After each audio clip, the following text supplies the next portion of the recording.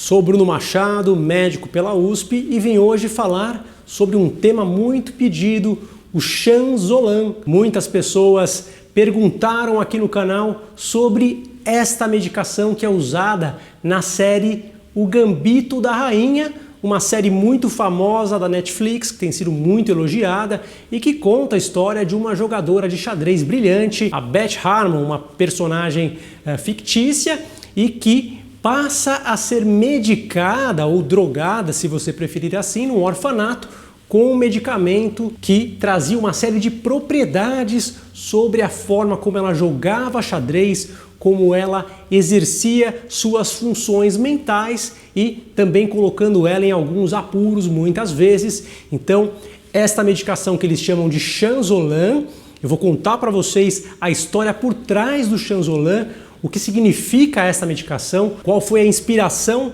para essa mistura entre medicamentos e jogo de xadrez que é vista nessa série e quais são as verdadeiras manifestações deste remédio, quais são as reais expectativas acerca deste medicamento que inclusive é encontrado nas farmácias até os dias de hoje. Na série da Netflix, O Gambito da Rainha, a protagonista, Beth Harmon, é levada para viver num orfanato ainda muito pequena e naquele momento de sua vida ela começa a ser medicada com psicofármacos e, claro, era uma medicação que era prescrita de maneira arbitrária, sem qualquer critério para todas as crianças no orfanato, independente de qualquer avaliação médica, de qualquer necessidade, algo realmente que hoje é proibido, inclusive uma conduta criminosa, embora existam relatos ainda em diversas partes do mundo desta prática que é vista na série da Netflix. Mas, curiosamente, na série, apesar deste processo impositivo, negativo, como a medicação chega até a paciente, ela começa a enxergar alguns ganhos na medicação, de modo que até começa a buscar mais e mais medicamentos, dando sinais ali até mesmo de um uso abusivo, compulsivo,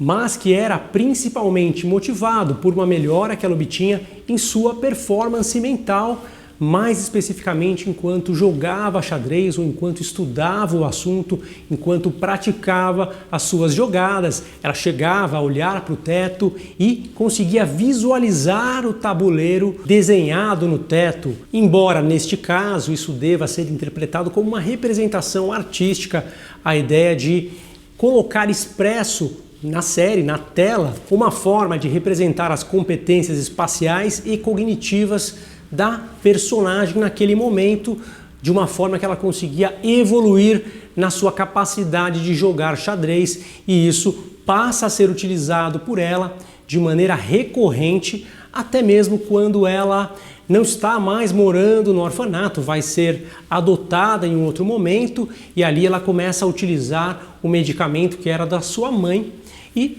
era exatamente um comprimido verde que era utilizado, que ali no cenário dos anos 60, nos orfanatos, corresponde exatamente ao que era o clordiazepóxido, um benzodiazepínico usado para acalmar, usado para relaxar, para tratar quadros de ansiedade e era frequentemente prescrito para donas de casa, para mulheres que viviam mais isoladas, como era o caso da mãe dela e também como acontecia no orfanato. As crianças, para serem mais facilmente controladas, eram medicadas com o benzodiazepínico e, evidentemente, de uma maneira inadequada, exagerada, uma medicação que foi prescrita de uma forma que não corresponderia ao melhor interesse destes pacientes e, sem dúvida alguma, essa classe farmacológica até hoje representa um problema de saúde pública importante, até mesmo esse remédio sendo colocado muitas vezes em fórmulas de manipulação, pessoas que buscam o médico para obter uma fórmula para emagrecer ou uma fórmula para melhorar a sua saúde física, para dar mais energia, muitas vezes com fitoterápicos, mas que tem ali no meio o clordiazepóxido escondido, né? Então uma verdadeira armadilha de uma fórmula com muitos medicamentos manipulados é não conhecer tudo que tem ali dentro. A gente precisa estar atento a cada um dos itens para não se ver em problemas, para não ter até mesmo uma medicação que cause dependência química dentro dessa fórmula e você utilizar sem nem conhecer os riscos, o tempo ideal de uso, qual a circunstância que deveria ser utilizada esta medicação. Notadamente, a Beth Harmon passa a ter sintomas de abstinência. Enquanto ela jogava, melhorava a sua performance,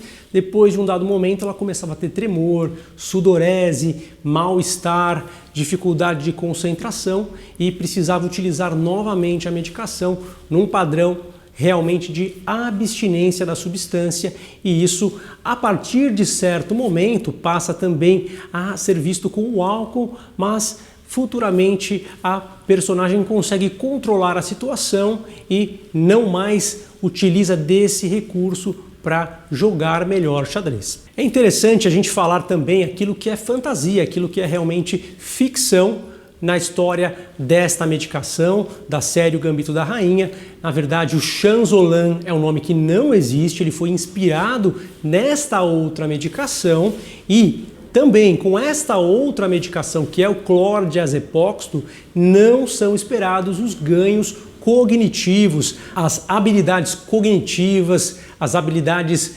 visoespaciais, aquela capacidade de representar o tabuleiro, de sustentar o foco, de sentir mais encorajada, não seria manifestada com um remédio dessa família, com clordiazepóxito. O esperado seria até mesmo uma lentificação no pensamento, uma dificuldade de memorizar, de reter conhecimento, uma tendência a um relaxamento até excessivo, inclusive muscular, podendo levar à sonolência em alguns casos. Então, o que existe de verdadeiro nesta pílula verde que era usada no orfanato é exatamente a capacidade de relaxar, de reduzir a ansiedade, tranquilizar, poder levar sim à abstinência, mas não as habilidades cognitivas. Muito provavelmente os autores da série buscaram essa referência nos estimulantes que foram considerados doping no xadrez. Então, estimulantes como metilfenidato, como modafinil, são proibidos no xadrez. Isso porque estudos demonstraram que, de fato, esses remédios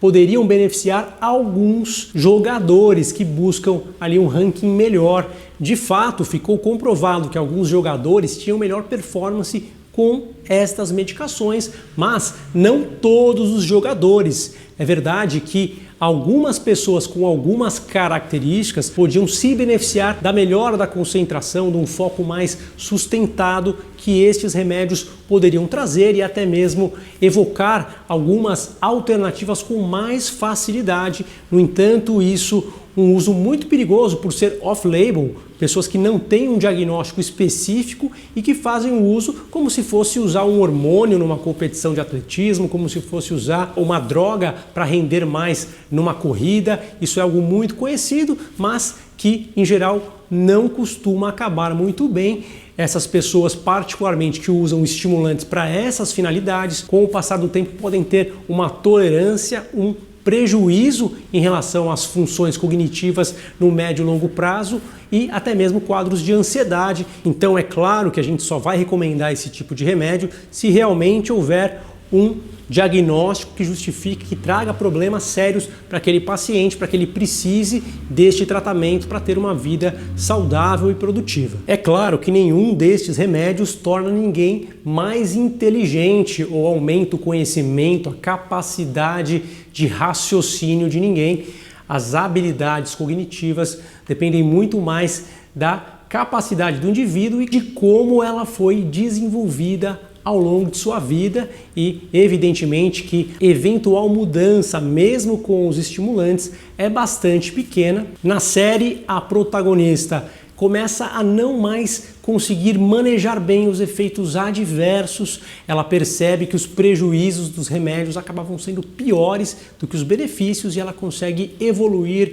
e vencer, ter sucesso sem o uso das medicações, evidentemente que é, no caso, o mais saudável quando se imagina uma pessoa que não tenha um transtorno mental, que não tenha uma doença mental. Não faz sentido ela usar um psicofármaco se não houver uma indicação muito precisa. Então a verdade é que é uma série bastante interessante, que traz alguns aspectos históricos do uso de medicamentos e seus riscos, mas evidentemente com uma boa dose de fantasia, com uma boa dose de ficção. Eu vou ficando por aqui. Se você está gostando do vídeo, não deixe de curtir, de compartilhar, de comentar, interaja com o conteúdo para que você receba os vídeos que estão chegando. O algoritmo do YouTube precisa que você interaja para receber os conteúdos. As pessoas que não curtem, que não compartilham, que não seguem o canal, dificilmente vão ver os próximos vídeos que estão chegando. Um abraço a todos, até breve!